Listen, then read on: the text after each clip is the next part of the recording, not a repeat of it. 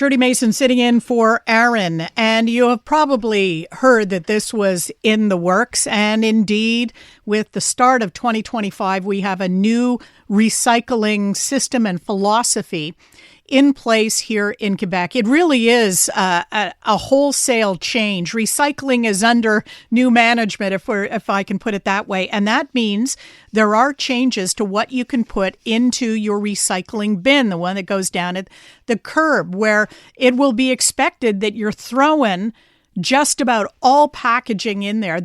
I think the exceptions can now be counted on one hand. Remember when the exceptions could be counted? That was just last year. You'd maybe need all your fingers on all your toes to count the exceptions of what didn't go in your recycling bin. Well, that's changing. And here to tell us more about it is Marie-Claude Rivet with Entreprises Québec, the new manager. Marie-Claude, thanks for joining us on CJD. It's my pleasure. Have a happy new year. Thank you. And it will be a very different year, 2025, for recycling in Quebec. Just briefly update us on the new umbrella approach to managing recycling in the province.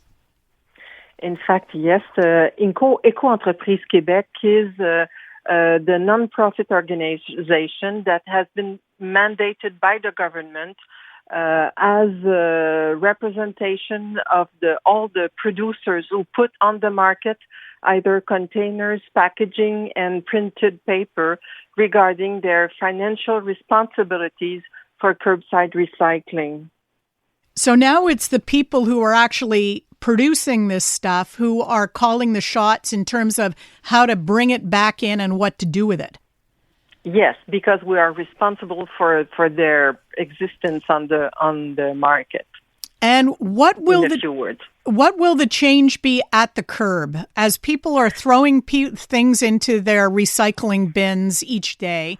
What will the upshot be? Okay, well, now we don't expect the people to wonder, is this the good kind of plastic to put in the bin? Is this the good container to put in the bin? No, they just have to ask themselves one question: is it a container, a packaging, or a printed paper? As soon as the answer is yes, they just put it in the bin. They don't have no more questions besides that. This is such a huge relief. As someone who generally takes charge of recycling in the household, this is a huge relief from my point of view, because you're not left standing in front of the recycle bin with a wad of saran wrap and wondering, this is clean. Can this go in my recycle bin, or do I have to put it in the garbage?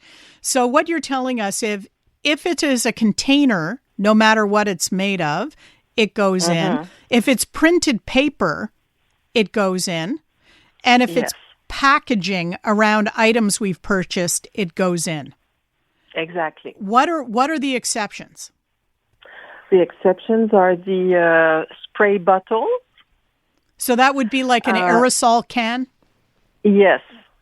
Thank you for the right word. And there are the spray bottles, and also what some identify as compostable plastics.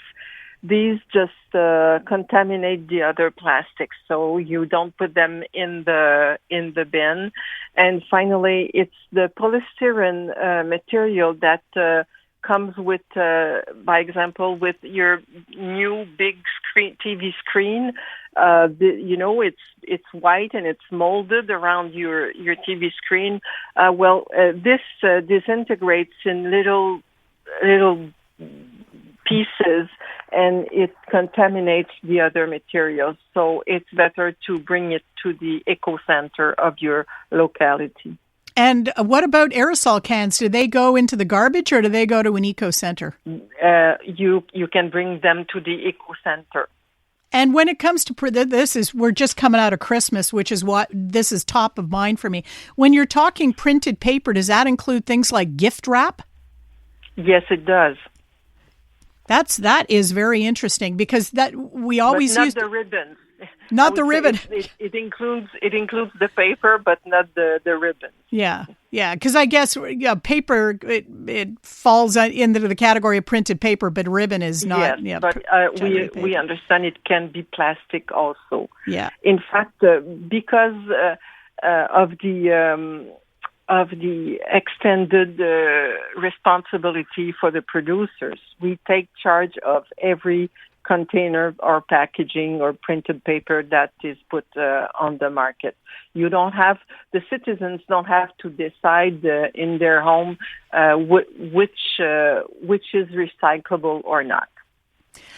Is the ultimate goal to make recycling more efficient, or is it the ultimate goal to encourage producers not to use stuff that needs to end up in the recycling bin?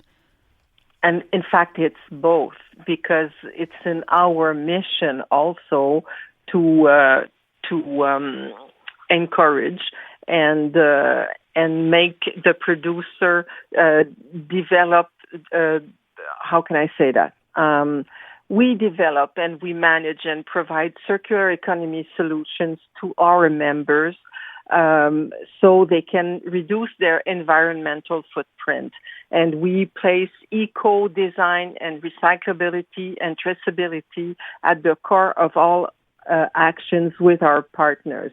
This means, by example, that we accompany the producers to have them rethink their packaging and the materials that they use to wrap or package their products.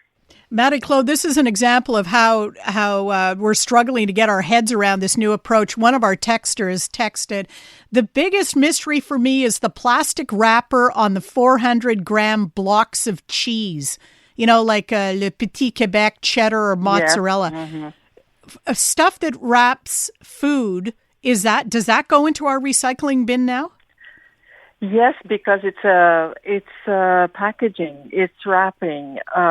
Of course, at the beginning, all will not change instantly, but with this new era, we ask people to put all their packaging in the bin, because it helps to raise the volumes of the materials, and it helps this way to develop new markets for their recycling or recovery in the future. Is there a risk, though, that while you're developing those markets, that in the interim stuff is going to end up in the landfills? That it'll go into recycling, but in the sorting centers, they're going to say, we don't really have the market for this anymore. We're going to have to throw it out? Nothing. Everything, as I said, will not change from one day to another. And there are materials that are very hard to recycle, actually. But we will do everything possible to at least recover them. In French, we call that valorisation. And we don't want them to finish in the landfills.